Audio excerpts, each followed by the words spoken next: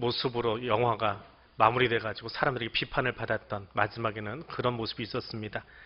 지금 저 장면에서는 정치권의 압박에도 불구하고 인질 구출 작전에 나서서 성공적인 임무를 수행한 병사들에게 특전사령관이 전화를 해서 징계도 포상도 하지 않겠다고 말하는 대목입니다.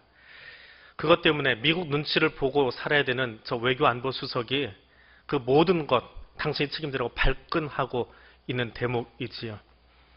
그때 대통령이 들어와서 이야기를 합니다. 그 이야기가 사실은 드라마 작가가 우리에게 들려주고 싶었던 대한민국의 국가관인 것 같습니다. 그 대목을 한번 들어보시겠습니다. 인질은 무사하다고요? 네, 그런데 CIA 쪽 채널에서 이번 단독 작전에 대해 강력하게 항의하고 있습니다. 외교적으로 우리 입장이 꽤 곤란해졌네요. 무역 협상에도 부담이 될 테고. 정권 차원의 부담까지 번지기 전에 작전 책임자에 대한 강력한 처벌로 마무리하셔야 합니다. 그런가요? 특전사령관 윤길준 중장입니다. 제 생각도 같습니다. 모든 책임은 제가 지겠습니다. 제 생각은 다릅니다. 성공한 인질 구출 작전에 무슨 책임을 지겠단 말씀입니까? 인질은 무사하고 문제는 정치와 외교고, 그럼 그건 제 책임입니다. 모든 책임 제가 집니다. 하지만 대통령님, 외교안보 라인에서 예상되는 문제들 꼼꼼하게 점검해서 보고해 주세요.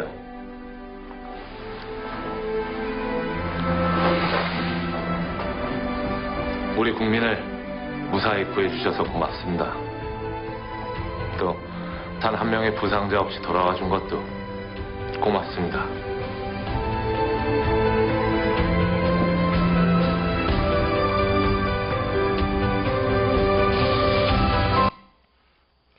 국가가 무엇입니까?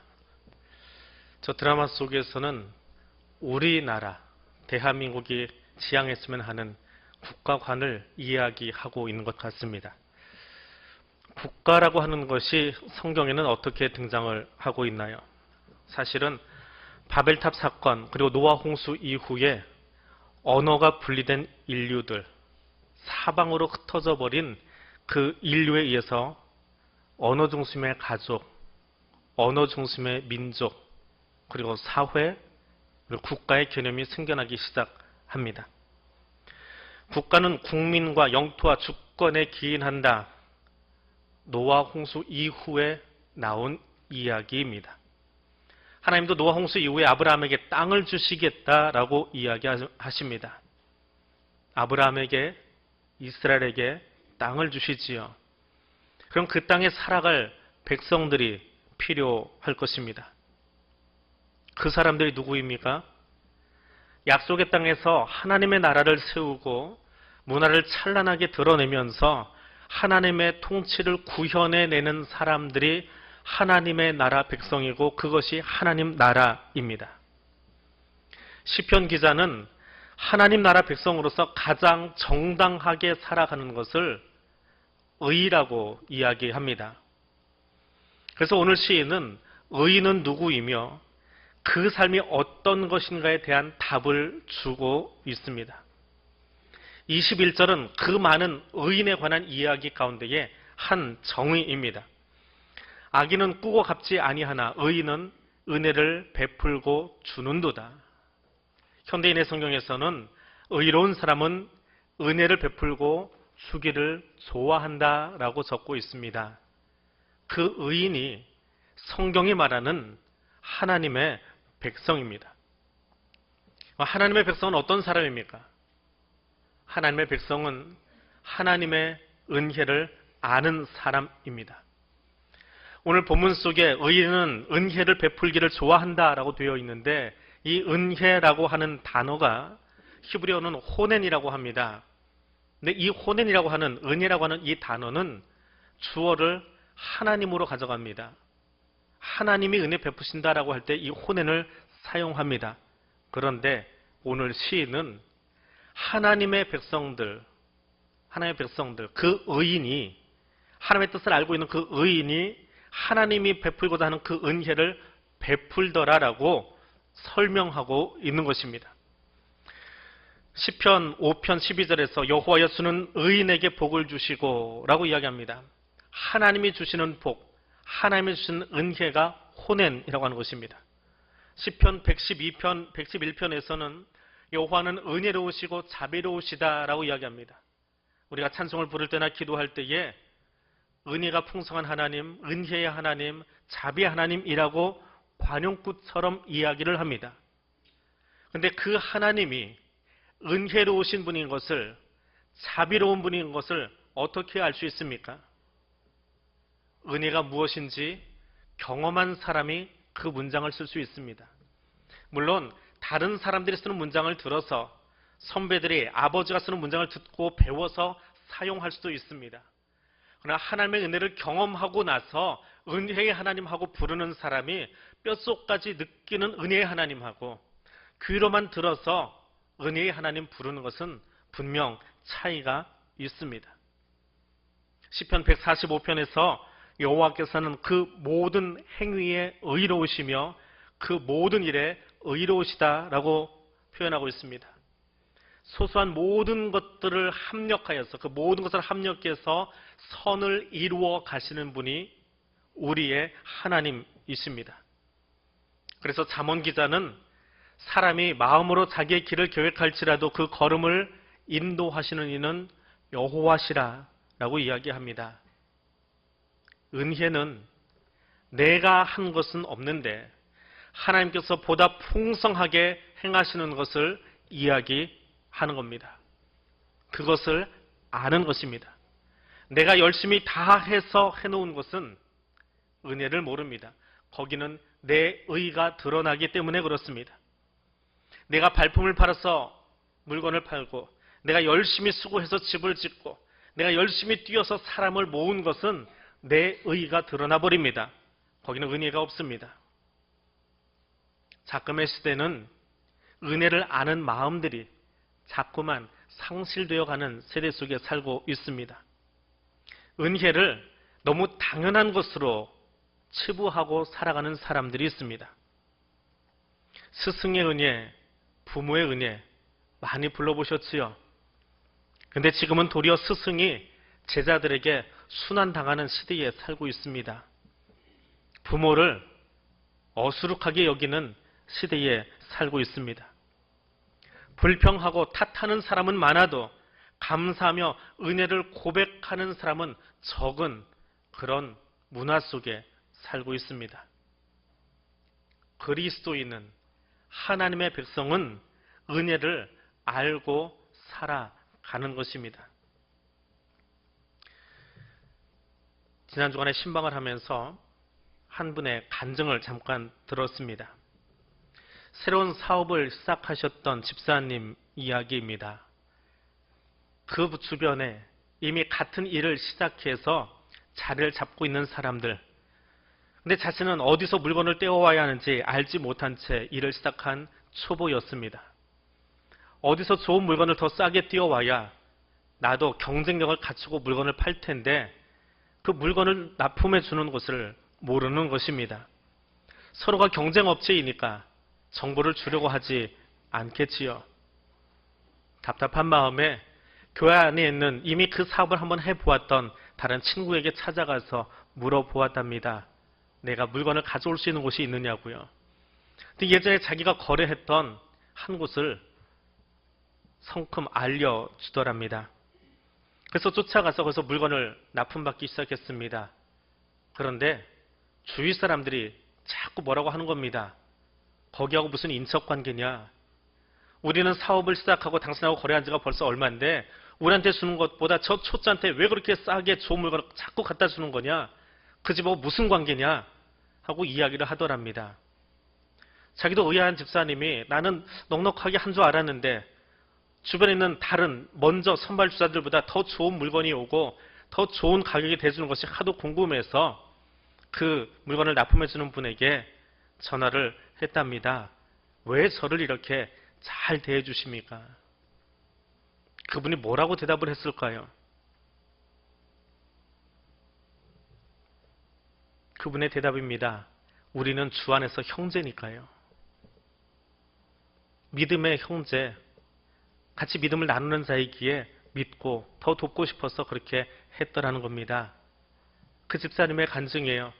내가 열심히 발품 팔아서 한 줄 알았는데, 누군가 나를 도와줘서 한 줄 알았는데, 하나님이 믿음의 형제들을 그 옆에 붙이셔서 지금까지 이 짧은 기간 동안에 이 일을 뿌리 내릴 수 있도록, 해나갈 수 있도록 도우셨다라고 고백하고 있습니다. 무엇을 가져서, 무엇을 소유해서가, 무엇을 잘해서가 아니라, 내가 열심히 일한 것이 아니라 하나님이 매 순간순간 도움의 손길을 붙이셔서 이 일을 하고 있다는 것입니다. 나 됨의 은혜가 하나님으로부터 말미암음을 알고 고백할 수 있는 삶, 나의 나 된 것이 하나님의 은혜임을 아는 성도가 될 수 있기를 원합니다. 두 번째로 하나님의 백성은 하나님을 닮은 사람입니다. 자녀를 낳으면 부모들은 아이 데리고 나오려면 시간이 좀 걸리고요. 할머니들이 더 난립니다. 태어나서 처음 한 달은 아이가 18시간을 잔다고 그래요. 아무리 사진 찍어도 애가 눈뜬 사진 찍기 힘듭니다. 다 눈 감고 있어요. 근데 그거 찍어가지고 핸드폰 바탕화면에다 만들어서 그거 들고 다니면서 소개를 해요. 근데 저한테는 안 옵니다. 소개하려면 10,000원 내놓으라고 하니까. 근데 어떤 야근 권사님은 그래요. 목사님, 애 보여달라고 그러세요. 그래서 몸으로 보여달라고 그랬더니 목사님 보여달라는 거예요. 돈 안 냅니다. 그러고 보여주시더라고요. 그러고 보여주세요. 한 달쯤 지나면 아이가 조금 바뀝니다. 이제 눈도 뜨고 뭔가 좀 아는 척을 합니다. 그거 새로 찍어요. 그럼 가져와서 이야기합니다. 눈은 아빠 닮았고요. 코는 엄마 닮았고요. 입술은 누구 닮았고요. 근데 아무리 뜯어봐도 이게 아빠 엄마 닮은 구석이 없는 애들도 간혹 있어요. 그럼 할머니들이 뭐라고 하는지 아세요? 이 눈매는 우리 큰아빠 닮았고요. 여기는 우리 돌아가신 할아버지 닮았고요. 그러면서 어떻게든지 자기 가족 닮은 것을 막 이야기하려고 합니다. 그게 자녀를 바라보고 있는, 손주를 바라보고 있는 우리 할머니들의 마음인 것 같아요. 한 6년, 7년 지나면 아이가 학교 들어갑니다. 그럼 핸드폰에서 아이 사진이, 그 얼굴 사진이 빠져버려요. 근데 이야기는 또 다르지만 또 다른 이야기가 나옵니다. 이제는 아이고 우리의 성격이요. 그 시댁 누구 닮았어요. 예. 근데 누군가는 닮아 있는 거예요. 지난 주간에 어떤 집 이렇게 신방하다가 이렇게 집사님하고 이야기를 하는데 그래요. 그 집에 딸이 셋인데 집사님이 그러더라고요. 아유 우리 집 딸 중에 둘은 아빠 닮았고요. 하나는요. 그래요. 하나는 누구 닮았을까요? 예. 자기 닮았다는 말을 하는 것 같아요. 예. 사람은 자기 닮은 모습이 제일 잘 보인답니다. 예. 얼굴이 닮고 성격이 닮고 그래서 우리 가족이고 내 아들이고 내 딸이지요. 하나님은 어떠실까요? 하나님도 아마 우리하고 똑같지 않을까 싶어요. 천사들을 불러 모아놓고 하나님 이야기하실 겁니다. 야 저기 앉아있는 저 사람 말이야. 나하고 눈매가 닮지 않았어? 저 찬양하는 거 보면 내가 기분 좋았어. 찬양할 때 내가 노래할 때 그 모습 닮지 않았어? 야 저 걸어가는 저 뒷모습 좀 봐라. 내가 좋아가지고 누구 찾아갈 때 그 뒷모습 닮지 않았니? 그러면서 우리의 모습을 천사들에게 자랑하고 있지 않을까요? 하나님의 형상을 가졌다라고 하는 것이 무엇입니까? 하나님을 닮았다라고 하는 것이 무엇입니까? 대한민국이 이런 나라가 되었으면 좋겠습니다 하는 마음으로 아까 보았던 그런 영화, 그런 드라마의 한 장면이 나옵니다. 소망이지요. 희망사항이지요. 마찬가지로 나도 하나님의 형상을 닮은 한 사람이 되고 싶습니다. 그러면 우리 어떻게 살면 될까요? 저 드라마를 보면 기분이 좋으면서도 한편으로는 답답해요. 왜 그런 정치 현실을 우리는 본 적이 없거든요. 그냥 희망사항이지요. 변진섭의 노래가 아니고 그냥 희망사항일 뿐이에요. 그런데 하나님의 나라는 그런 게 아니에요. 거창하게 만들어지는 것이 아니고 사실은 우리의 삶의 자리에 이미 만들어져 가고 있습니다. 여러분 식사할 때에 가장 먼저 하는 것이 무엇입니까? 여러분이 하는 건데 왜 이렇게 어렵게 생각하세요? 식사 기도하고 시작하잖아요. 식사 기도하고 식사 시작하고 나면 하나님 잊어버리지 않으세요? 웃으시는 분들은 다 뭐가 찔리는 게 있는 거예요. 분명히 하나님 감사합니다 해놓고 밥을 뜨기 시작하면서부터 뒷담화가 시작되고, 누군가를 씹고 있고, 밥을 씹는 게 아니라 누군가를 씹고 있고. 사실은 식사긴다 한다라고 하는 것은 거기 하나님을 초청해서 하나님과 함께 하는 자리잖아요. 그 식탁의 자리가 천국 되기를 원하는 거잖아요. 이 다음에 천국 가서 이 땅을 잘 살다가 열심히 살다가 하나님 앞에 갔습니다. 그러면 하나님이 환영 파티 해주실 거예요. 아유 수고했다. 거기 누가 나올 것 같아요? 좀 보고 싶은 사람 참 많아요. 하나님도 보고 싶고 예수님도 보고 싶고 성령님도 보고 싶고 아브라함도 보고 싶고 어떻게 살다 그렇게 갔는지 에녹도 보고 싶고 노아도 보고 싶고 모세도 보고 싶고 12 사도도 보고 싶고 바울도 보고 싶고. 그 강도 아저씨는 누군지 좀 궁금해요. 뭐 하다가 강도라고 불렸는지. 그 아직도 신학자들이 맨날 투박투박 싸우고 있지만 오른편인지 왼편인지 물어보고 싶고요. 지난주에 성경 퀴즈 대하다가 그게 답인지 아닌지 몰라서 훌떡 넘겨버린 사람 하나 있지요. 막달라 마리아. 당신 뭐 하다 살고 왔습니까? 한번 물어보고 싶기도 해요. 근데 거기 가서 물어보면 뭐 하겠습니까? 아무튼 그 사람들을 다 만나보고 싶어요. 기대가 돼요. 어떤 식탁을 마주할까? 기회가 되시면 영화 오두막이라고 있습니다. 소설을 만들어 놓은 영화인데요. 이제 픽션이니까 그러려니 하고 보세요. 거기에 삼위 하나님이 등장을 해요. 하나님이 밥을 마시고 성령님이 옆에서 서빙해 주시고 주인공이 거기 앉아서 같이 밥 먹는 장면이 나옵니다. 한번 보시면 그냥 따뜻해요. 그게 뭐 성경을 맞네 틀리네 하지 마세요. 그냥 소설이니까. 근데 그런 상상을 해봐요. 하나님 앞에 가서 같이 하는 식사. 근데 그 식탁이 어디 있는 거예요? 오늘 우리가 기도하고 밥 먹는 바로 그 자리요. 머슴밥 주고 일 시키기 위해서 밥 먹이는 것이 아니라 하나님을 나의 식탁으로 초대해서 함께 먹는 그 자리, 거기가 하나님의 자리예요. 하나님이 나를 이 다음에 부르셔서 함께하기 원하는 그 식탁을 내가 한번 나의 식탁에, 나의 자리에 구현해내는 거예요. 표현해내는 겁니다. 하나님의 형상을 가진 사람들이 어떻게 사냐고요? 어렵지 않아요. 아주 쉬워요. 내 식탁을, 내가 나누는 지금 그 식탁을 이제 3부 예배 마치고 저기 올라가서 거기서도 감사기도 하시겠지요. 기도하고 먹는 그 식탁을 하나님 닮은 모습으로 그렇게 식사하시면 돼요. 그렇게 이야기 나누시면 돼요. 거기에 그 사랑을 고백하시면 돼요. 거기가 천국 되는 거예요. 자기를 해서 창을 겨누었던 사람들을 용서하셔서 부르셨을 거고, 자기 팔 아래에 있는 사람들에게 아버지 저들이 하는 것 알지 못합니다라고 이야기하셨던 주님이라면 그들을 용서하시고 그 식탁에 부르셨을 거예요. 거기에 예수의 십자가 은혜로 용서받은 나도 껴있을 거고요. 그게 하나님 나라 식탁이거든요.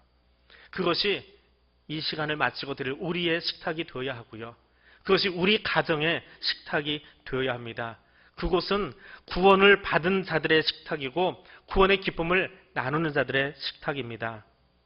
하나님을 닮았다라고 하는 것은 신령한 말을 하고 신비한 것을 보는 것이 아니라 나의 식탁이, 나의 밥상이 하나님과 함께하는 식탁이 되어지도록 기도하고, 기도하는 순간에 하나님 잊어버린 것이 아니라 거기 하나님을 초대해서 함께 먹고 마시는 자리, 거기가 천국 되어지는 겁니다. 하나님을 닮은 것은 구원의 은혜를 가슴에 담고 감사의 기도를 올린 후에 그 식탁에서 하나님 나라를 만들어 가는 것입니다. 그런 하나님의 백성들 되어주시기를 원합니다. 세 번째로 하나님의 백성은 이웃을 향해서 은혜를 베푸는 사람입니다. 시인은 이렇게 노래합니다. 의인은 은혜를 베풀고 준다라고 말합니다. 시편 37편에 계속해서 이야기하는 것은 의인과 악인의 모습을 비교하는 거예요. 그런데 한마디로 이야기합니다. 악인은 끊임없이 자기를 위해서 끌어모으는 사람이에요. 자기에게만 관심이 있어요. 자기 변명하고 자기만 의시돼요. 나 때문에 일이 이렇게 되었어. 내가 이렇게 일을 잘 꾸몄어. 내가 사람을 모았어. 다 내가 한 거예요. 안 좋은 거는 내가 변명하고 돌아다녔고요. 어떻게든지 나는 서야 되니까. 다른 사람이 망가지건 무너지건 상관없어요. 그게 악인의 모습이랍니다. 근데 의인은 어떤 사람이요? 하나님을 닮아서 도리어 그 잘못한 사람들에게 관대해요. 그들에게 인자합니다. 의인의 관심은 하나님을 닮아가는 데 있습니다. 하나님의 영광을 드러냅니다. 나를 드러내지 않아요. 나는 겸손하게 죽어지고 내가 죽어짐으로 저 사람이 살 수 있다면 그것을 지향하며 사는 것이 의인이고 하나님 나라 백성이랍니다. 그래서 의인은 나누는 삶을 삽니다.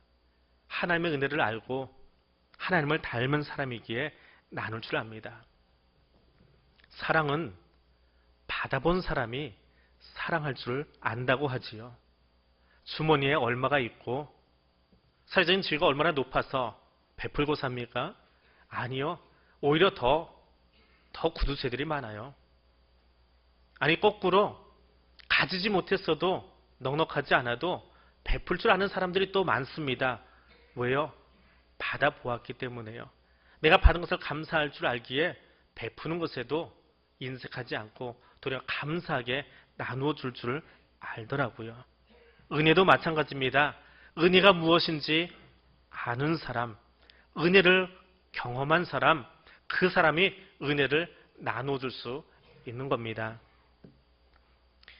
오늘 설교 제목을 원래는 200개가 2000개로 그게 설교 제목이었습니다. 근데 오후에 주보를 찍기 전에 설교 제목을 지금처럼 바꾸어 놓았습니다. 아까 이야기했던 그 화원을 하시는 집사님 사업을 시작하고 얼마 안 돼서 5월달을 맞았습니다. 5월달에 화원에서 제일 많이 파는 게 뭔지 아시지요? 카네이션이에요. 옆집을 봤습니다. 나는 초보니까 옆집에서 어떻게 하나 봤더니 화분을 1000개를 납품을 받더래요.